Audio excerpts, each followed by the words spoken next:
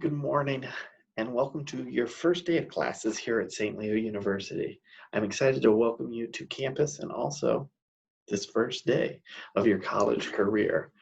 Some of you may have already been in class while others of you are just gearing up for the day, but I'm excited to be a part of it and talk to you a little bit about how to be a successful student here at St. Leo. I'm Tyler Sanders, and I'm the Assistant Director of Student Excellence and Development at the Center for Academic Vision and Excellence, or as our students know, the Cave.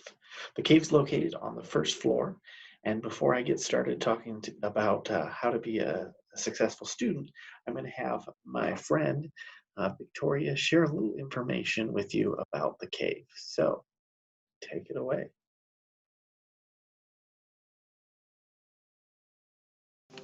Hi, my name is Victoria.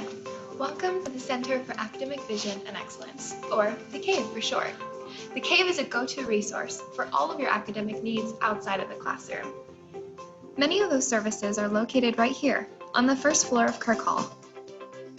We also have additional resources for you located throughout campus, like the library, the Student Activities Building, or even within a virtual space. Your first stop might be right over here at the front desk, where one of our helpful staff members will assist you with any question that you might have. Hi, Regina. Whether you're working on an assignment, preparing for a test or quiz, or just checking a quick email, you're always welcome to stop by and use our computer area, black and white printers, and quiet study space. The CAVE staff do ask that students reserve their activity to only academic work, and to please be mindful of anyone waiting to use the equipment. And of course, if you need to speak on your cell phone, you're invited to step outside to a comfortable outdoor seating area.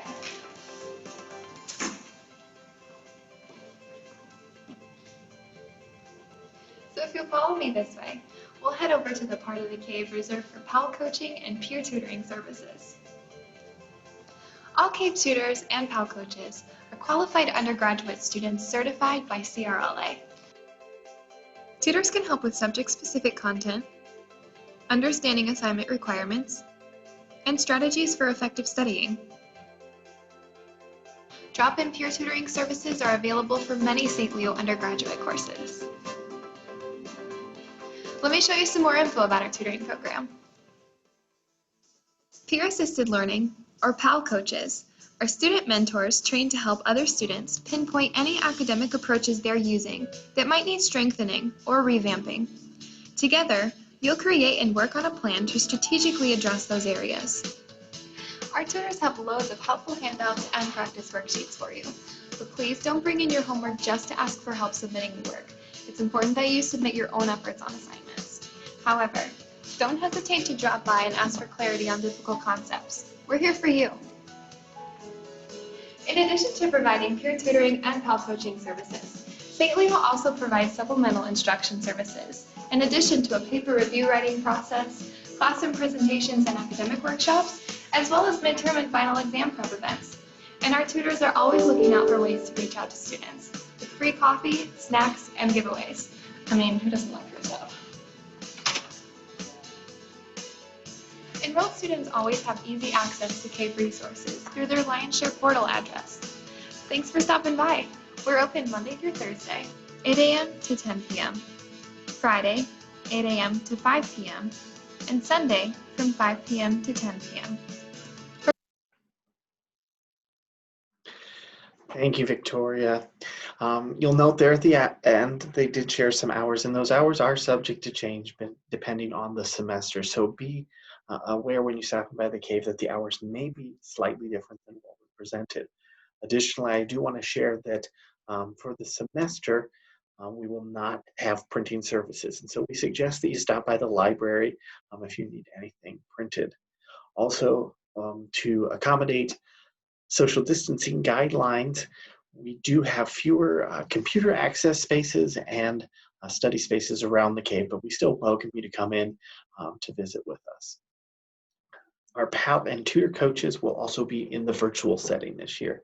So we have a lot of resources, and we hope that you will stop by in the coming year to see us in person instead of a virtual setting. Now, before we get started, you are going to need a piece of paper.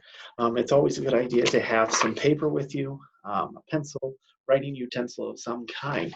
While we do know that computers, tablets, iPads, and cell phones, or other digital devices are common practice, when we look at retention, we found out that we really want to use something in a physical setting.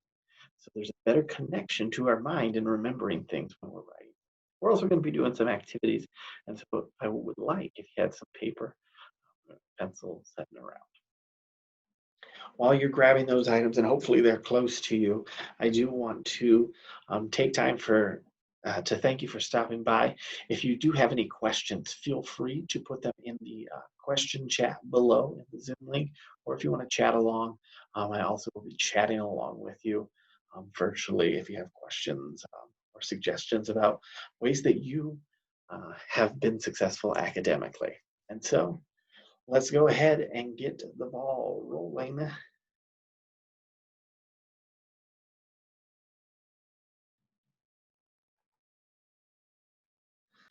As I said, I am Tyler Sanders, and I'm one of the assistant directors over in the Cave. If you ever want to stop by my office, I have a lot of Disney memorabilia.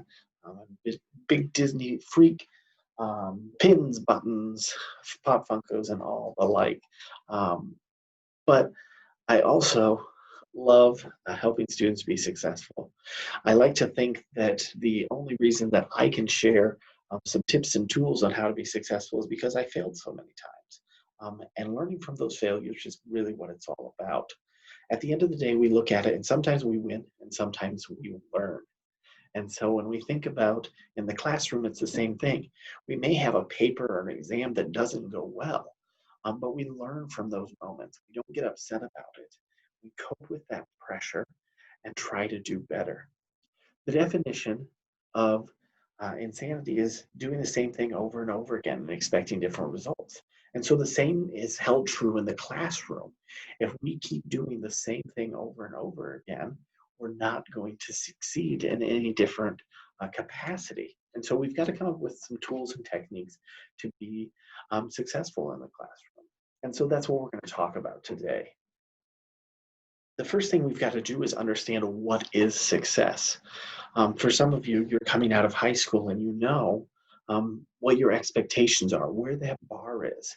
And I challenge you to think a little bit above the bar. How can I do better? How can I perform at a higher rate? And that really comes down to your ability to think about how can you apply these lessons from the classroom into your real life. When we think about the college experience, Bloom's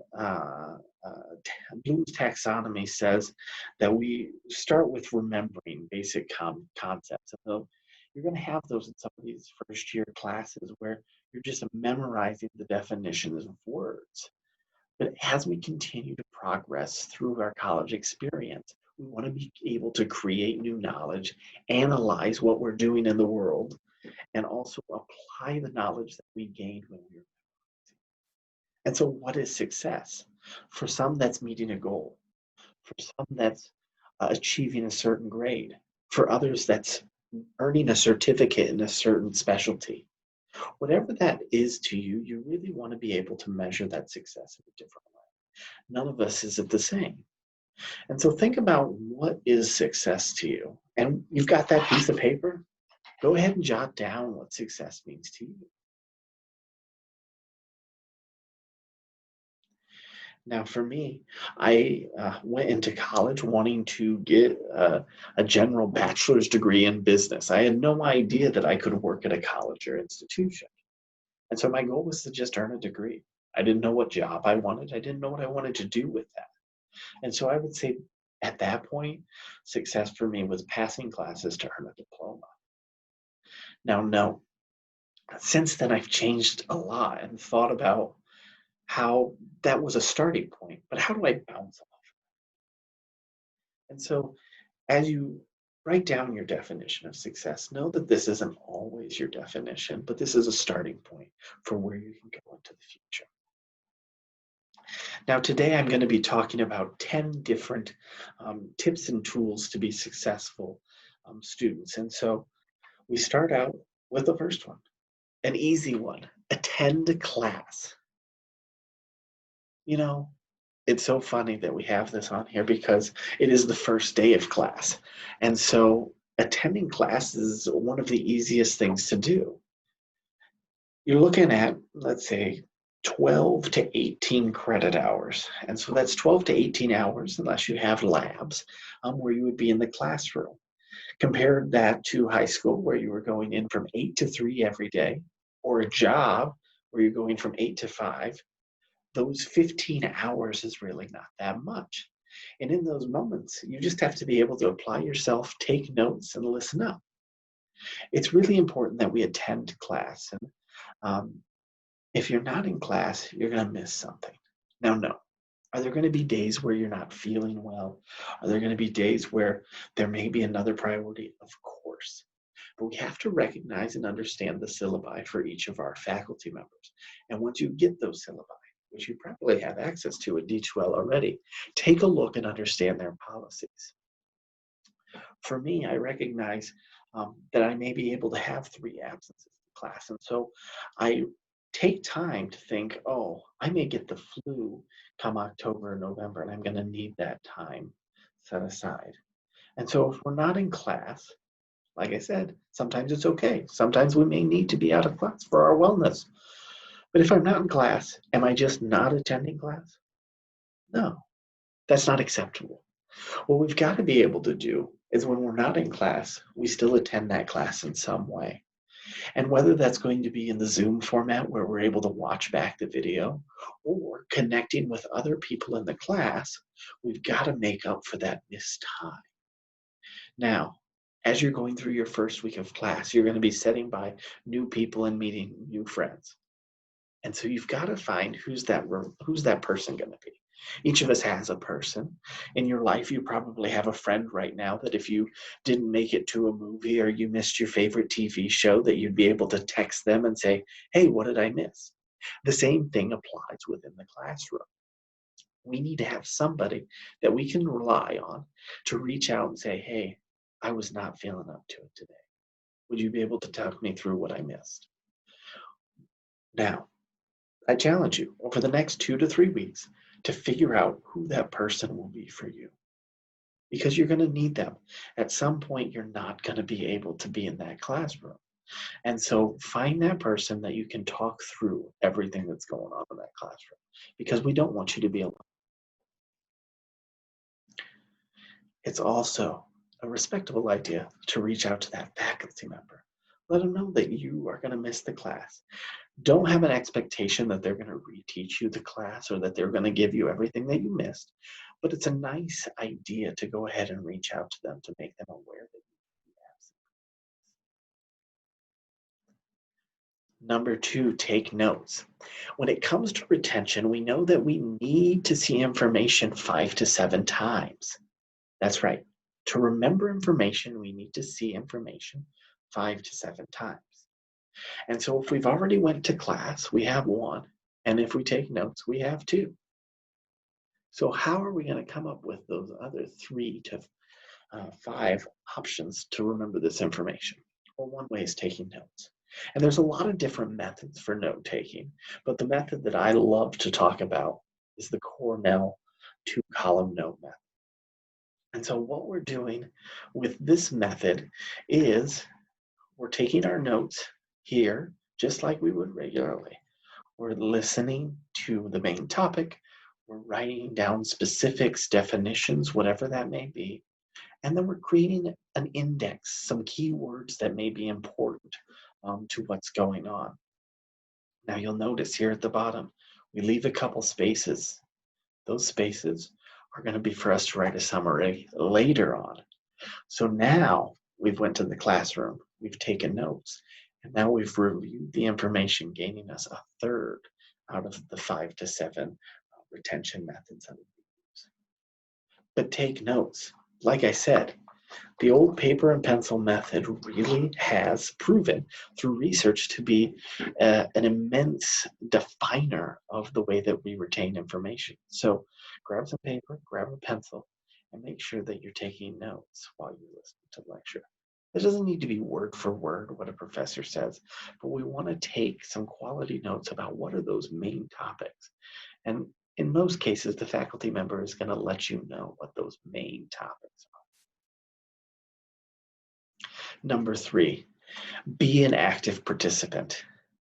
I think this is one that over the years we start to get afraid of failure. We are afraid of being laughed at or making a mistake in the classroom. And it's going to happen. But like I said, sometimes we learn. Sometimes we win. Sometimes we win and sometimes we learn.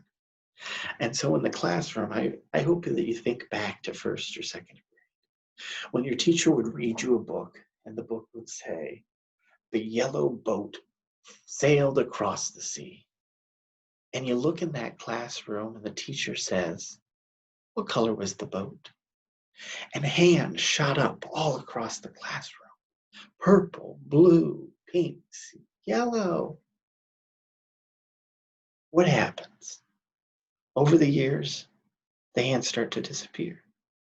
The eyes start to go down. We start to get less confident about what that answer is. But the deal is, this is your first day of college. No one in these classrooms knows who you are. Professors have no expectations of you. The only person who has an expectation of you is yourself.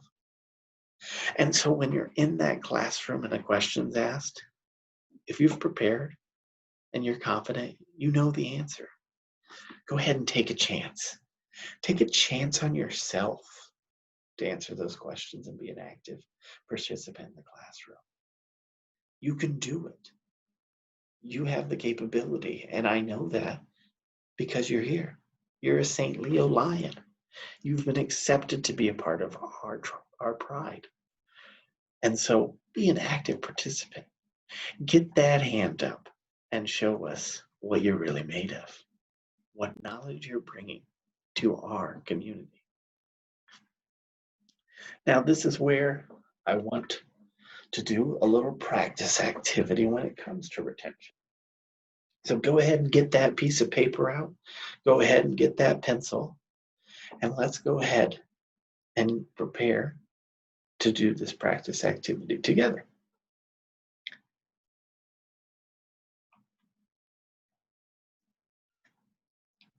Now, what I'm going to do for you is I have a list of 15 words. And I don't want you to take any notes like I suggested. We're just going to practice without notes because some students would like to do that. And so what I'm going to do is I'm going to read these 15 words. And after I'm done, I'm going to say, go. I'm going to give you some time to write down those 15 words. So I want you to try and memorize these 15 words. Ready? Here we go. Girl, heart, robin, purple, finger, flute, blue, child, eagle, lung, green, hawk, man, organ, piano. Go ahead and write down those 15 words on a blank sheet of paper. No notes. Go ahead and try and remember those 15 words.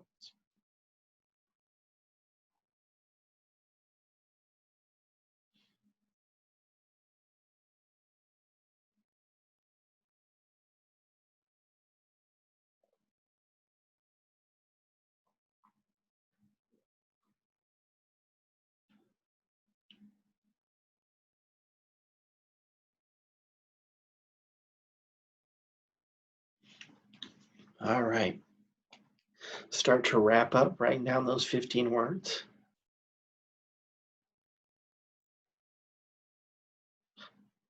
How many of the 15 did you remember? Go ahead. If we have that chat feature on, go ahead and put it there. If we have the Q&A feature on, go ahead and put, how many did you remember?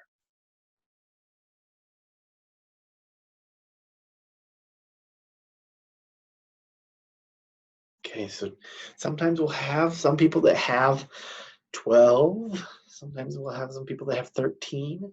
I'm going to say the average answer on this first go around is going to be around 6 or 7. So if you remembered 6 or 7, good job. 6 or 7. Okay, so now go ahead. If you have that paper and you're able, if it's a paper that you're able, go ahead and just fold that paper so you can't see what you wrote down, okay? Hide those words that you've already written. If you need a second sheet of paper, like in my case, just go ahead and put that back there so that you have a clean sheet of paper. Okay? Blank sheet of paper is what we're looking for. We're going to do this again. This time, I'm going to put up on the screen those words and read them to you. All right? Here we go. Girl, heart, robin, purple, finger, flute, blue, child, eagle, lung, green, hawk, man, organ, piano. All right, go ahead and take your time. Write down those 15 words.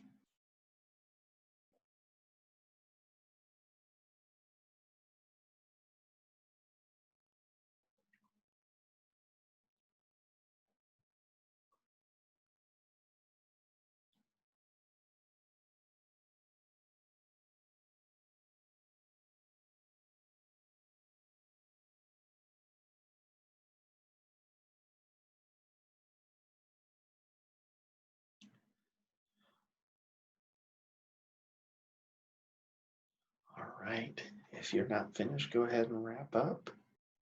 Once again, put it down in the chat or the Q&A. How many did you get this time? Those of you that got 12 or 13 last time probably have maybe 14. Maybe somebody got it perfect. Those of you that were around the 6 or 7 range, are you around the 10, 11 range this time? That's where we'll normally see people, okay? Right around 10 or 11 when we're looking at the second time. Should we do it again? Let's do it again. This time I'm going to show you images of those characters, on those words that I was sharing. And I'll read them aloud again. Just take a look at these pictures. Once again, turn the page, cover up all of your previous responses so you have a blank sheet in front of you. This is the honor code. For those of you that want to look at that sheet of paper that you already have some words, cover them up. You got this. Confident, remember? All right, here we go. Girl, heart, robin, purple, finger, flute, blue, organ, man, hawk, green, lung, eagle, child, and piano. Go ahead, take some time to write these.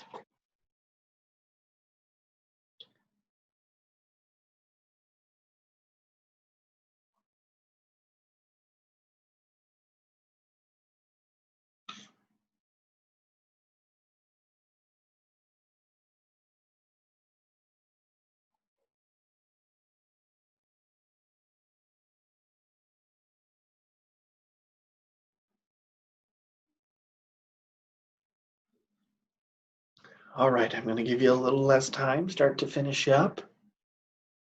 We're starting to get probably closer to 12, 13 of these memorized. If not, we may have some perfect people in the group here. Make sure you put it in the Q&A or down in the chat box so we have an idea of how you did. Okay. All right. Now, for those of you that are out there and have gotten a perfect answer, What's the secret? Do you know what the secret is? There may be a strategy to help us remember these. Let's look at the words. Oh, so there's 3 of each category. So we've got 5 categories. We've got colors, we've got people, we got 3 instruments, we've got 3 body parts, and 3 birds. Should we try it again? Let's see if we can get perfect scores, or at least close to perfect. So go ahead and turn those papers over, clear your sheet, and let's do this one last time. Let me read through them. Our colors: green, blue, purple. Our people: man, girl, child. Our instruments: piano, flute, organ. Our body parts: heart, lung, and finger. And our birds: eagle, hawk, and robin. Go ahead.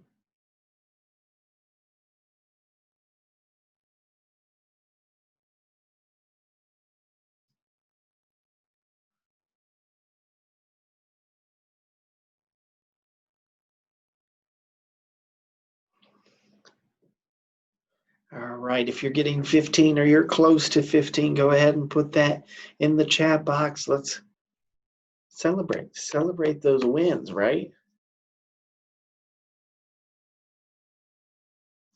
So what's the reason that we do this activity? Most of you should have gotten 14 or 15 at this point. And it's all about retention. It's all about being active in the class, right? So it's a little lesson about being active, but also retention. And so by being active, we're able to retain and we're able to be more successful. So the first thing I did is I read the words out loud to you. That's attending the lecture. By taking the test, you were taking notes. Then the second time, you were reviewing the notes by looking at the words and hearing me lecture again. Then we came up with a strategy by thinking of them in pictures. Instead of Robin the bird, we thought about Red Robin. Yum, right? And last, we came up with a strategy of knowing the different categories. So similar to a song or a poem or something to memorize those words. And all along the way, every time we took those quizzes was another time of remembering the information. And so now we've seen it 7 times and we got a perfect score or close to a perfect score. If you're a student who's only ever listened to a lecture and not taken notes, where you getting 6 or 7 out of 15 on an exam, I would say that this activity, depending on how active we are in our studies and active in our work, actually is very similar to how well we do in the classroom on exams and quizzes and on papers. And so we've got to make sure that we are active in the classroom and put forth the amount of time. Number 4, ask questions. Now, this one seems like a simple one, and I assure you that it is simple. But when you don't understand something, be sure to ask questions. If you have a question about a classroom assignment or something that's being lectured on, the chances are someone else also has the same class question. And so we've got to be willing to be confident and active in the classroom to ask that question so that we can support not only ourselves, but others. The next one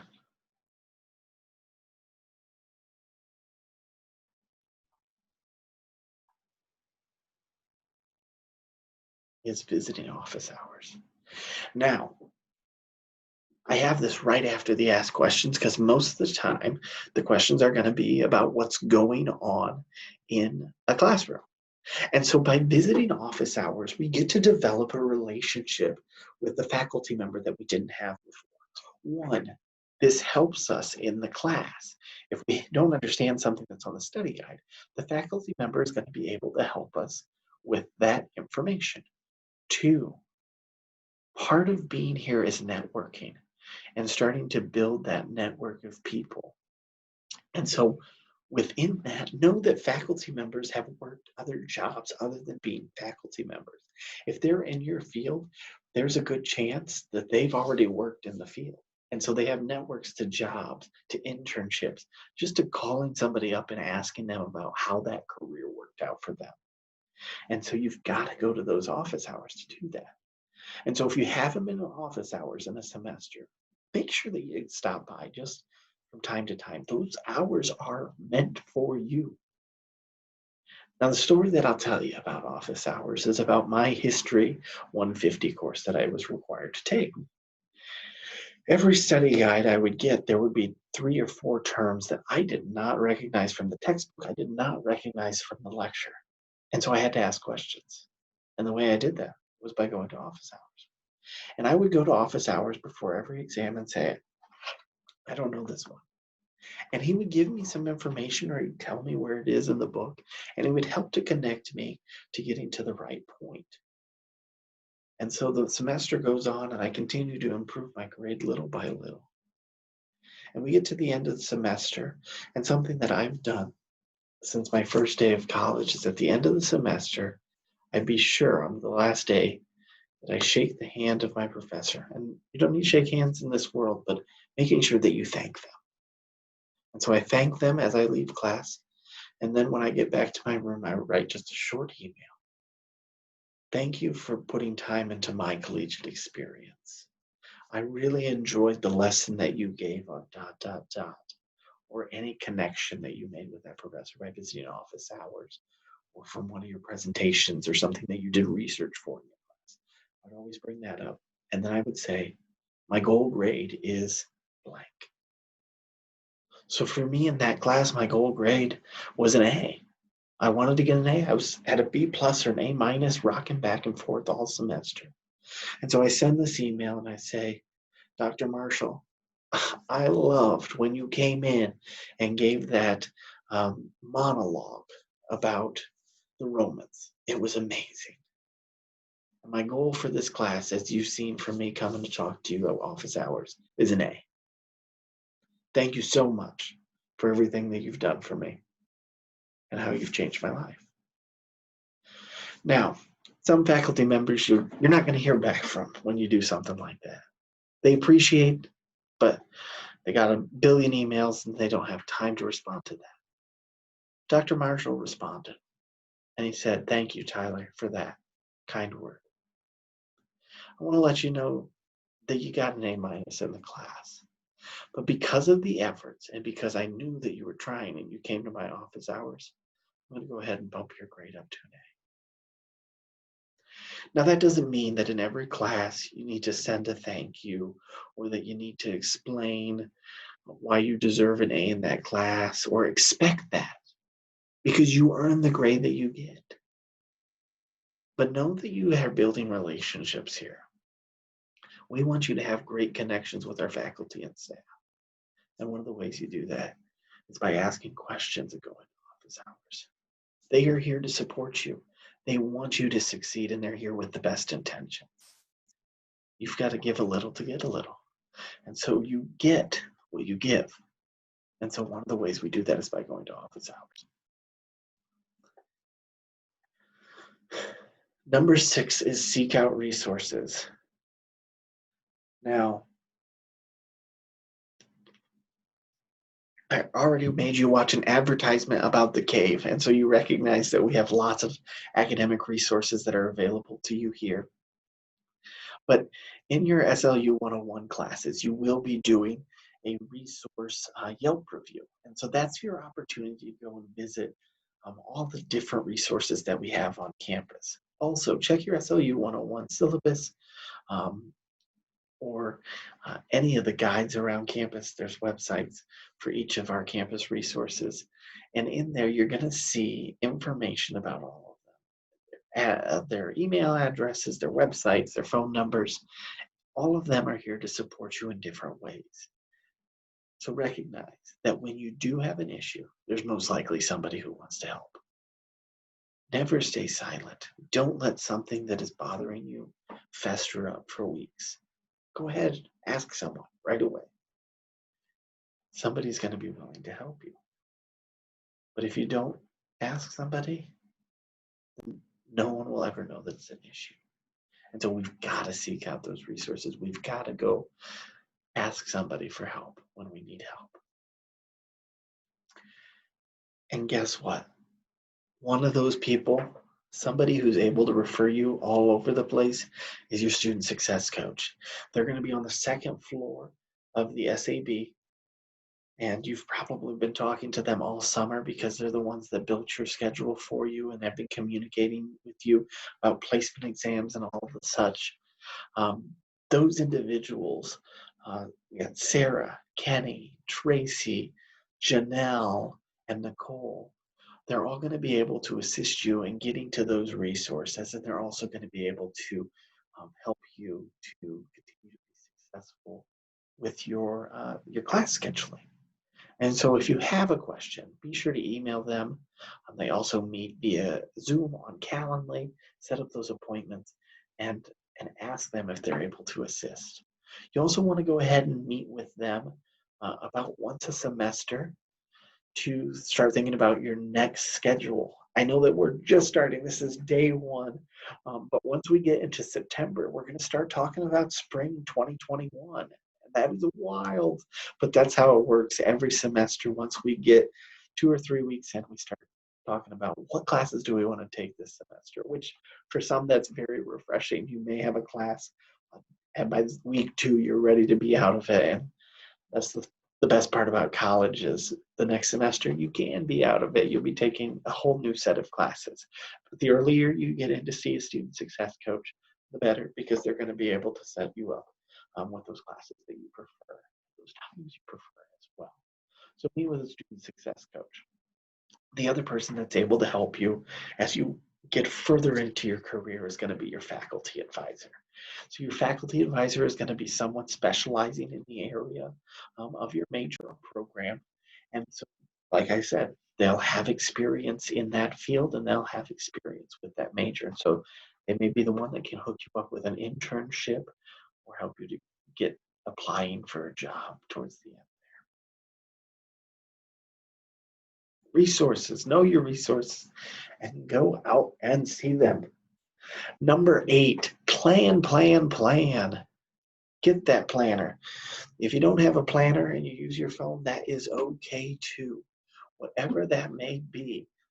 I have often said to students, it's okay to have multiple ways to plan. And so for me, I have a big planner. I used to have a little planner. I have my cell phone. I use Microsoft Office to have a planner.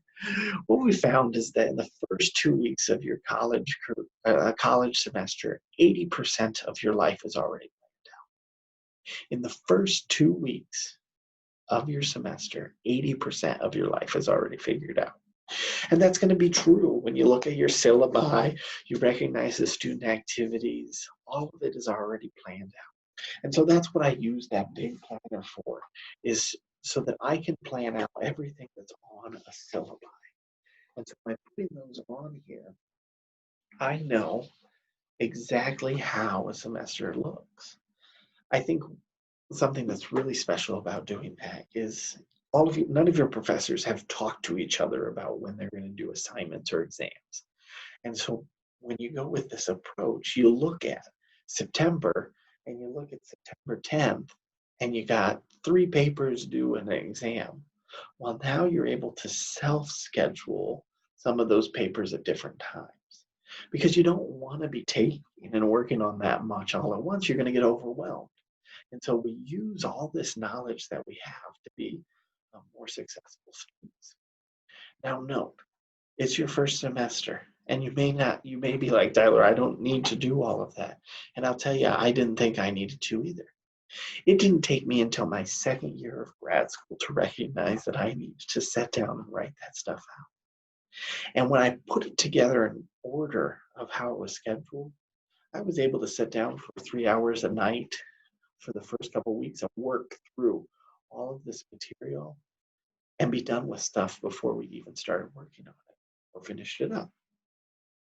So then I got this abundance of leisure time to do what I wanted to. So I could go out to dinner with friends. go to the movies. And my friends would be like, well, don't you have to work on that paper? And I would say, no, I already turned it in. I've already had the professor give it back to me with an original grade and ask for edits. But you can only do that if you are planning. And so once you get all those syllabi and once you understand what's required in each of those classes, make sure you set some time out to plan through those so that you have your own schedule that is not dictated by professors, it's dictated by yourself so that you aren't getting overwhelmed. The first 2 weeks, 80% is already figured out. So use that knowledge to your benefit.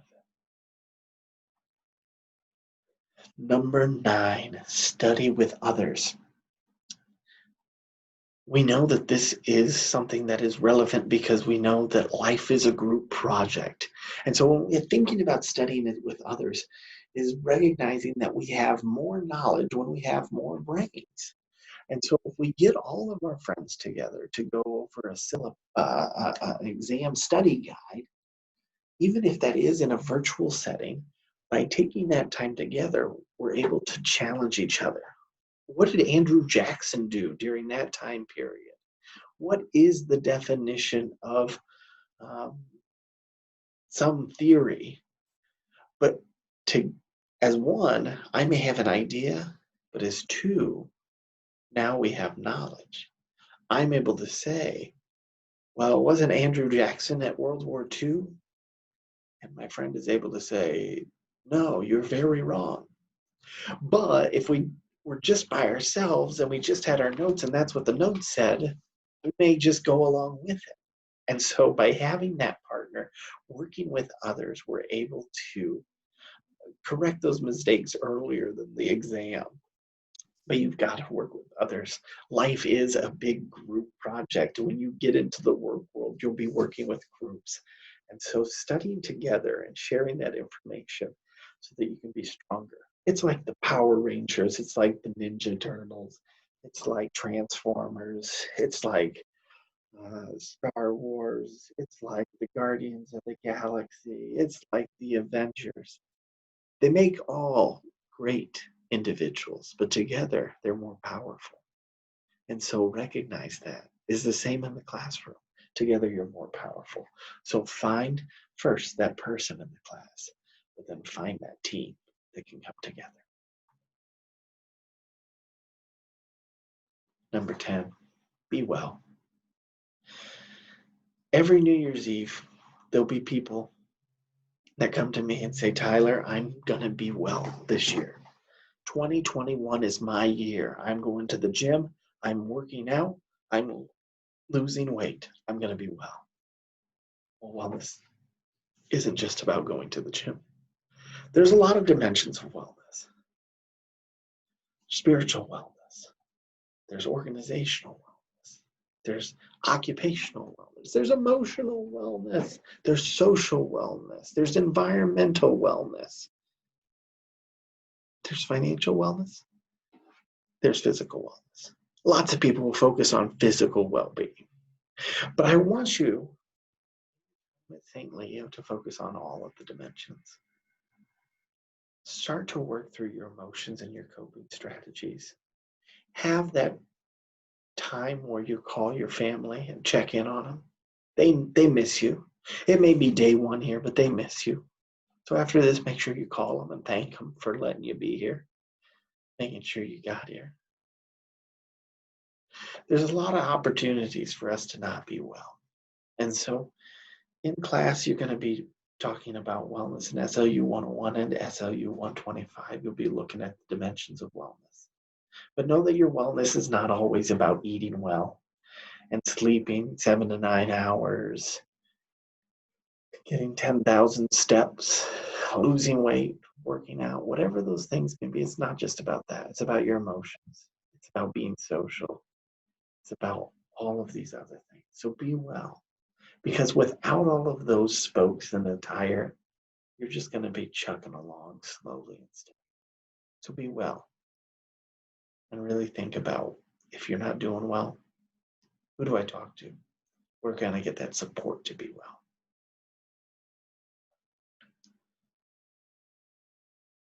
That's number 10.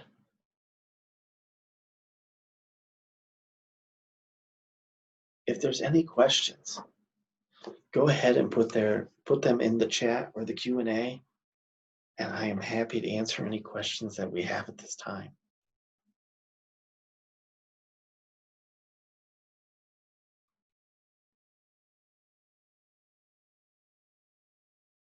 I said at the beginning, and I'll stick around in the chat. I'll stick around and answer any questions for a little bit here. But I said at the beginning that the definition of insanity is doing the same thing over and over again and expecting different results. And that continues to be true as you start your collegiate adventure. You can go into a class and do what you've always done, and it may be successful. But if you find that it's not successful, don't let it keep being unsuccessful. You have the ability to go out and change your technique and change your strategy to be better than you were. We talked through 10 different tips, 10 different ways that you can do that. And there's so many more. The one I'll tell you that I did not think about until late in my career, I cannot sit and write papers for the life of me. It just takes so much. By the time I've thought through a paragraph, I've only written the first couple words or typed out the first couple words. And so what I found out is that if I write down just a few brief notes onto a piece of paper, what do I want to talk about for this paper? I write down some notes, maybe citations, and then I go into my phone and I go to the notes and I press on the microphone. I can do voice to text. And so I'll just talk out all the things that I want to include in my paper. The first time I did it, I was writing a law paper, paper for one of my law classes. And it needed to be 20 pages. And I talked and I talked and I talked and I talked through all the material. And when I copied and pasted it, because you send it through an email and add it to a Word document, you have no idea how much you've talked. I had 25 pages. And so now I'm not sitting there trying to write out a paragraph anymore to try and fill up that 20th page. Instead, I was going back and removing stuff. How cool is that? I didn't know that until my 6th year of college, and now I've given you that tip on day 1.